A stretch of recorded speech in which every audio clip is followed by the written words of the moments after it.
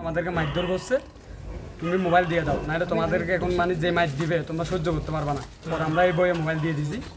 এই আমাদের মানে সাথে আইডি কার্ড ছিল, মোবাইল ছিল, এগুলা নিয়ে চলে গেছে। সাইফুল মোটা করে একটা লোক দাঁড়িয়ে আছে, ওনার মানে উনি আমাদেরকে আসার সময় মানে যে এখানে যখন আনছে এখানে আনার পর মানে আমাদেরকে মারতে চাইছিল, মোবাইল দিতে চাই না দিয়ে।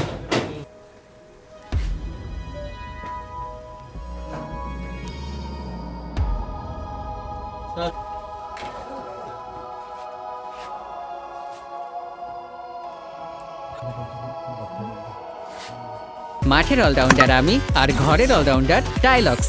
টাইলক্স টয়লেট ক্লিনার, ক্লিন মানেই টাইলক্স।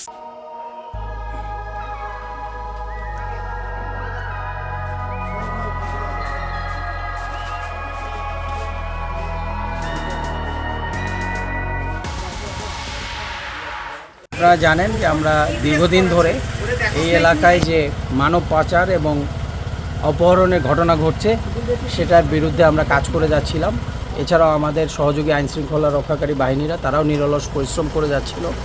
তো তারই ভিত্তিতে আমরা বিভিন্ন সময় তথ্য উপাত্তের ভিত্তিতে বিভিন্ন অভিযান পরিচালনা করেছি এবং তারই সূত্র ধরে আজকের এই অভিযান পরিচালনা, যেখানে আমরা দীর্ঘদিন যাবৎ 14 জন বাংলাদেশি নাগরিককে বিভিন্ন জায়গা থেকে অপহরণ করে এখানে আটকে রাখা হয়েছিল এবং সেই সূত্র অনুযায়ী আমরা তথ্য অনুযায়ী অভিযান পরিচালনা করে 14 জনকেই সুস্থ শরীরে উদ্ধার করতে সক্ষম হয়েছে। আপনারা আমাদের সাথে ছিলেন এই অভিযান পরিচালনাকালীন সময়।